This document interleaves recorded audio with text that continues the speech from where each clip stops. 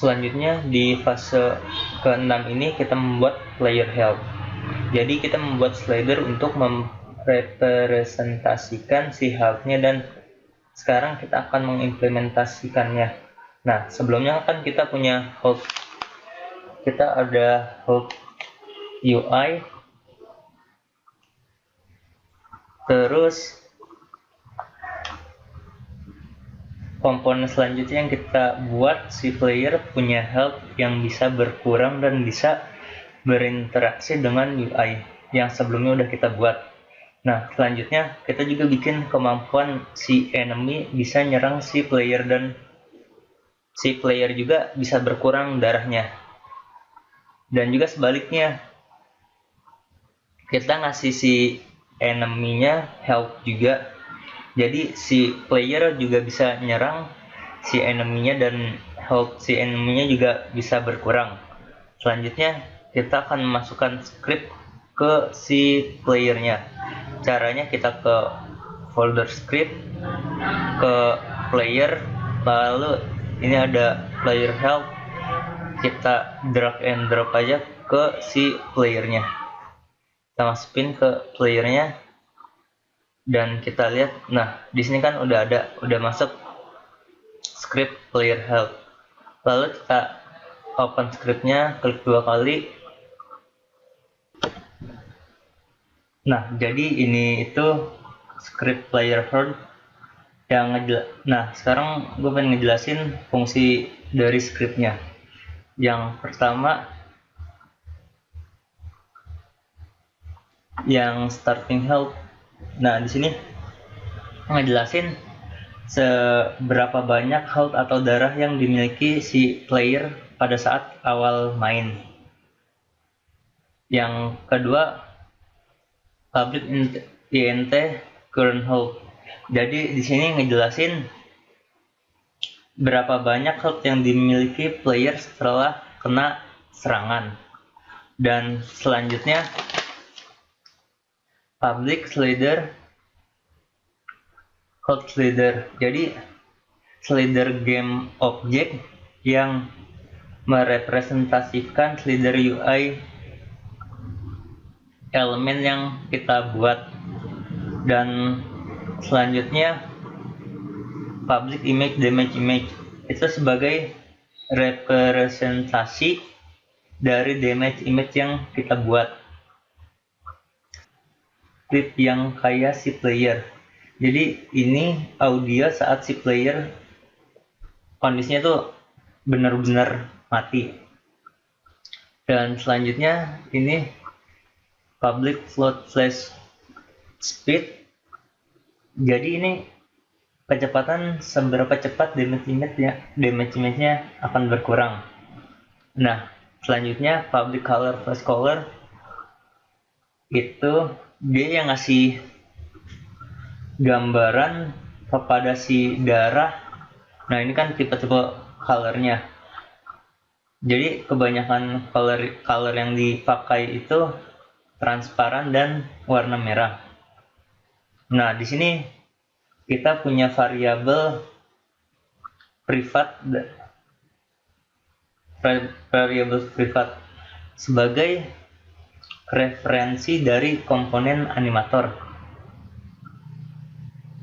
Selanjutnya kita ada audio source player audio. Nah, ini fungsinya itu audio source yang udah kita buat sebelumnya. Terus yang ini player movement itu referensi script yang udah kita buat. Nah, di sini kita punya dua boolean is that sama damage. Jadi fungsi yang boolean is that ini yang akan menentukan apa si player mati atau enggak. Nah, terus yang boolean damage ini jadi yang nentuin apakah si playernya itu tersakiti saat kena damage-nya atau tidak. Nah, selanjutnya di sini kita ada fungsi wake yang mempunyai fungsi dari fungsi wake yang udah kita buat sebelumnya. Nah, di sini ada anim sama dengan get komponen animator. Nah, si itu jadinya mulai dari mendapatkan komponen si animatornya tersebut. Terus yang ini player audio sama dengan get komponen audio source. Itu jadi referensi dari audio source tersebut. Nah, yang ini player movement sama dengan get komponen player movement. Itu jadinya gimana cara dapat komponen dari si script yang kita buat. Jadi kita hanya membuat nama dari script itu, yaitu player movement. Selanjutnya current health sama dengan starting health. Jadi current health itu sama dengan si starting health tersebut. Nah, selanjutnya kita punya fungsi update. Jadi fungsi update ini intinya jika kita terluka dan health berkurang, kita akan mengatur atau memasang image ke flash color. Sebaliknya, jika tidak terluka, kita akan menggunakan damage image ini dari merah ke transparan. Terus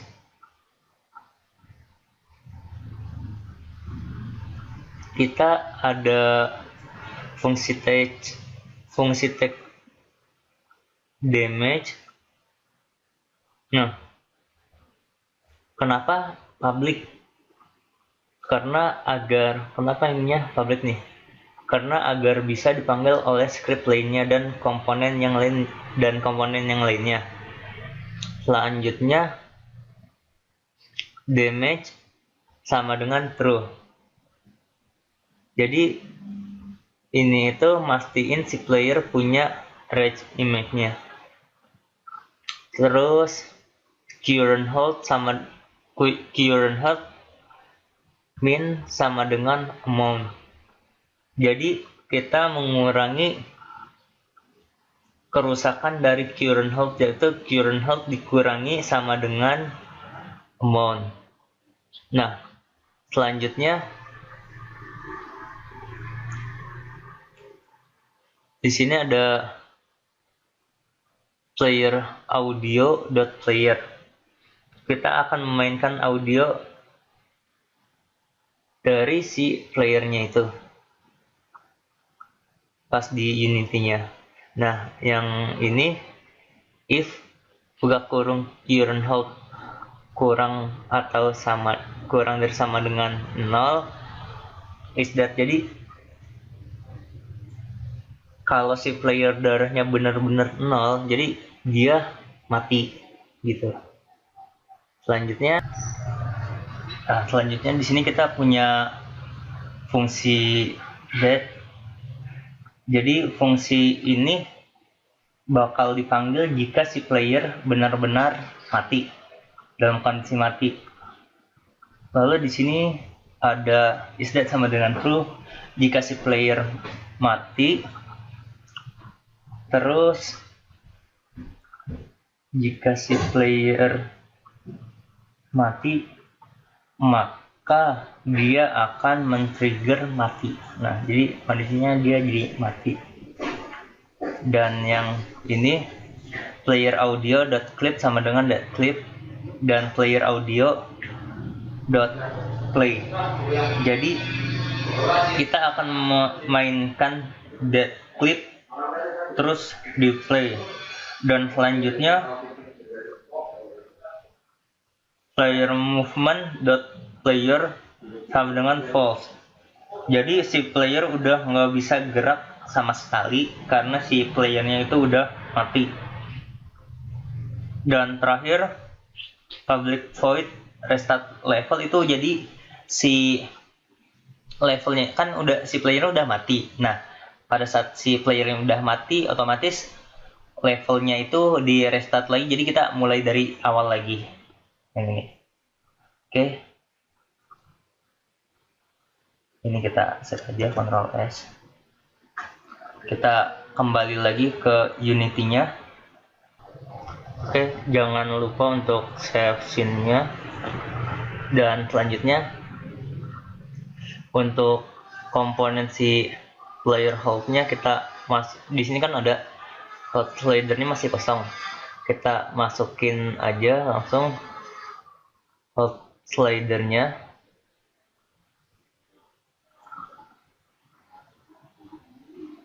Kita tarik aja. Oke, langsung kita tarik aja si hold slider-nya ke sini. Lalu di sini untuk damage image-nya sama, kita tarik aja, langsung taruh. Nah, untuk clip-nya kita pilih yang lingkaran ini, kita pilih dead clip. Nah, ini ada dead clip player-nya, player dead-nya kita pilih.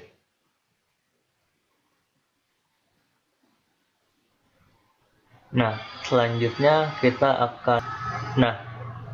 kan kita pengen si Zambaninya itu, si musuhnya benar-benar bisa nyerang si playernya. Jadi kita itu ke script, terus kita ke enemy. Nah, di sini ada enemy attack, kita drag and drop aja ke si Zambaninya. Oke. Di sini udah masuk script enemy attack-nya. Nah, jadi si script ini yang ngelakuin si enemy itu bisa benar-benar nyerang si playernya. Dan jangan lupa kita harus save scene-nya. Nah, dan sekarang kita akan mulai coba gamenya. Nah, di sini kita lihat darahnya sudah bisa berkurang ya. Nah, akhirnya dia mati. Sekian, sampai jumpa di tutorial Unity selanjutnya.